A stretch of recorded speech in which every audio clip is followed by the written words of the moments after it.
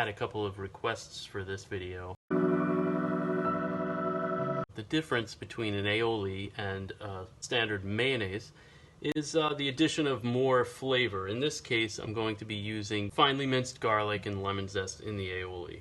But the rest of it is exactly the same as traditional kind of mayonnaise. It's not going to taste the same as like a Hellmann's mayonnaise or a Miracle Whip, but it's going to have more flavor and cheaper on the dollar. Doing this, quite frankly, with an immersion blender is very, very easy, and I think you'll want to pick one up if you don't have one.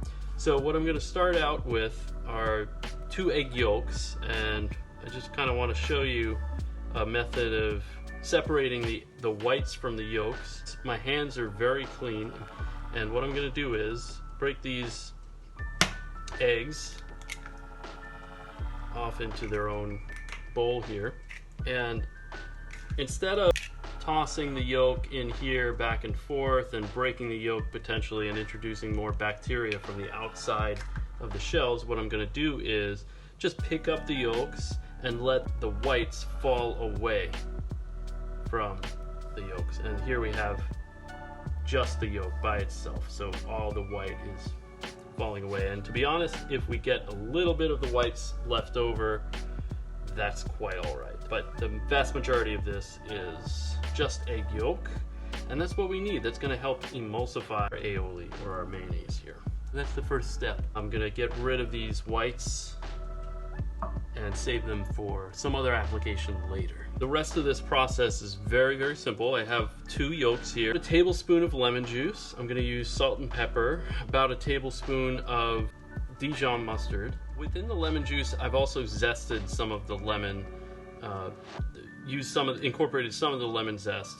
And this is Meyer lemon, so it's going to have its own unique kind of tangerine-ish flavor as well. And again, that's optional. That's not in a traditional mayonnaise, but the juice would be, or some kind of acidity would be in a traditional mayonnaise. Finely minced garlic, about 2 or 1.5 tablespoons. And we're going to incorporate that as well, and that's going to give it a pretty aggressive flavor and make it an aioli.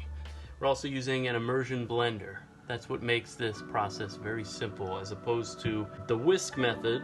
Of course, this can be done with a whisk. I'm going to just mix everything into this kind of little to-go container. Salt,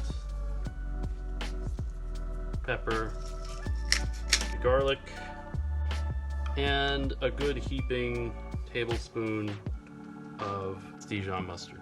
So now I have the base of everything, and I'm going to incorporate that separately before getting the oil to mix in. And here I'm going to incorporate a cup of safflower oil.